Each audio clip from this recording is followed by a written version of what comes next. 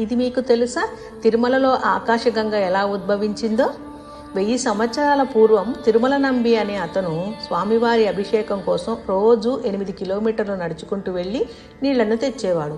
అలా ఒకరోజు నీళ్లను తెస్తున్నప్పుడు మార్గమధ్యంలో ఒక వేటగాడు కనిపించి బాగా దాహం వేస్తుంది, నీళ్ళనివ్వమని నంబిని అడుగుతాడు.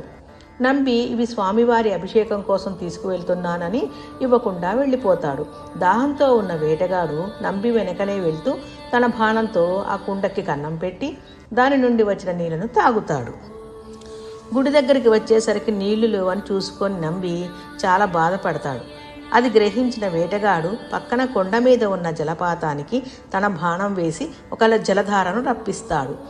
ఇప్పటి నుంచి స్వామి అభిషేకానికి కావలసిన నీళ్లను ఇక్కడి నుంచే తీసుకొని రా అని చెప్పి వేటగాడు అదృశ్యం అవుతాడు. అలా ఉద్భవించిన జలపాతమే ఇప్పటి ఆకాశగంగ.